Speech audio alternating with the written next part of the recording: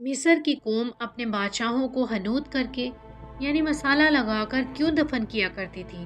اور مصر کے لوگ ان بادشاہوں کی لاشوں کے بارے میں یعنی جھوٹے خداؤں کے بارے میں کون سا عقیدہ رکھتے تھے، اور وہ لوگ ان بادشاہوں کے ساتھ ان کا سامان کیوں دفن کیا کرتے تھے، اور ان مرنے والے فرعونوں کی زندگی کے حالات کیوں لکھے جاتے تھے، اور وہ تمام بادشاہ جن کو مصری اپنا خدا مانتے تھے کیا وہ دوبارہ زندہ ہوں گے؟ کیا وہ دوبارہ دنیا میں آ کر اپنی زندگی اسی طرح گزاریں گے؟ ان تمام تر سوالات کے جوابات قرآن و حکیم کی روشنی میں آج ہم آپ کو اس ویڈیو میں بتائیں گے، لہٰذا آپ سے گزارش ہے کہ ہماری اس ویڈیو کو اینڈ تک ضرور دیکھیں۔ مصر کی تاریخ ایک عجیب و غریب تاریخ ہے،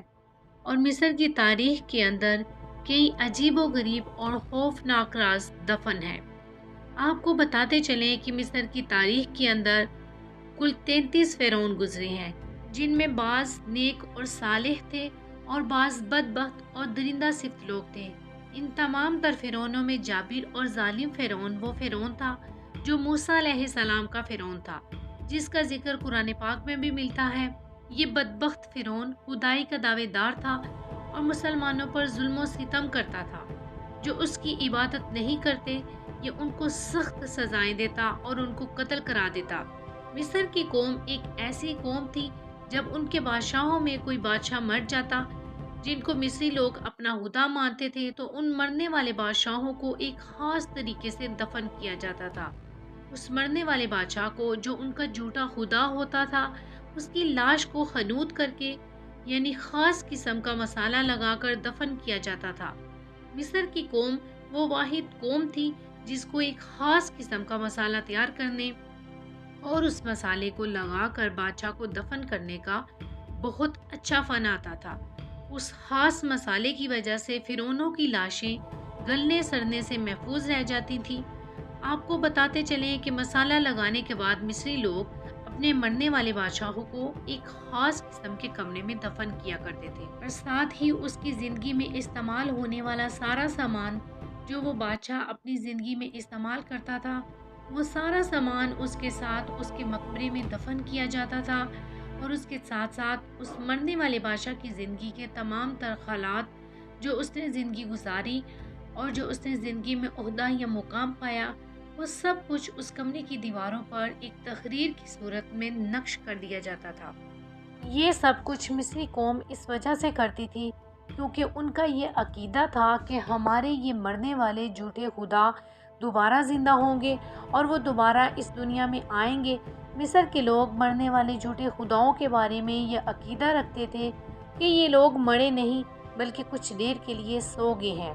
کچھ عرصے کے بعد یہ دوبارہ زندہ ہوں گے، اور جب یہ دوبارہ زندہ ہوں گے اور اس دنیا میں واپس آئیں گے تو اپنے کمرے میں لکھی ہوئی ان تمام تحریروں کو پڑھ کر یہ جان کر بہت خوش ہوں گے کہ وہ اپنی پہلی زندگی کیسے گزار کر گئے ہیں اور اپنی پہلی زندگی میں وہ کون سا عہدہ اور مقام رکھتے تھے،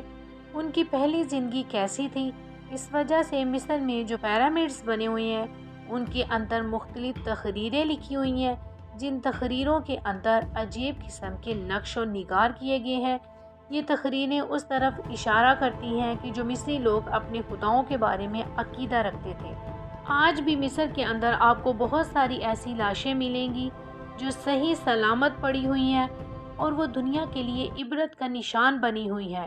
ان کا صحیح سلامت ہونا اس وجہ سے تھا کیونکہ اس دور کے اندر ایک خاص قسم کا مسالہ لگایا گیا تھا، اس خاص قسم کے مسالے کو لگا کر ان کو دفن کیا گیا تھا، جس وجہ سے آج بھی ان لاشوں کے ڈھانچے محفوظ ہیں۔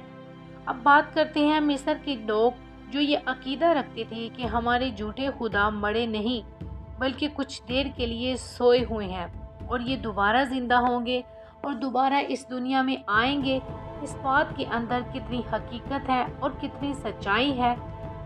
ناظرین کرام، موت ایک ایسی حقیقت ہے جس سے کوئی بھی انسان نہیں بچ سکتا، اور جو ایک بار اس دنیا سے چلا جاتا ہے وہ دوبارہ کبھی بھی لوٹ کر نہیں آتا۔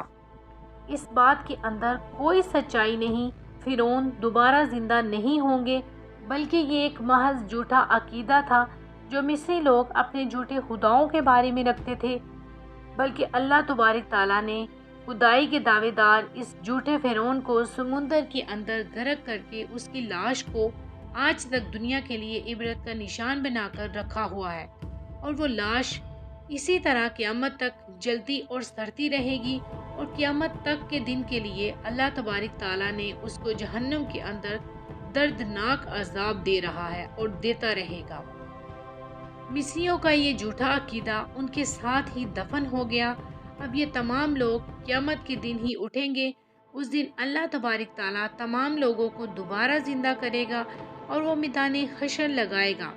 اور تمام لوگوں کا حساب و کتاب ہوگا۔ اللہ تبارک و تعالیٰ سے دعا ہے کہ اللہ تبارک و تعالیٰ ہمیں ہدایت کے راستے پر چلنے کی توفیق عطا فرمائے اور رسول اللہ صلی اللہ علیہ وآلہ وسلم کی محبت کے اندر جینا مرنا نصیب فرمائے۔ آمین ثم آمین۔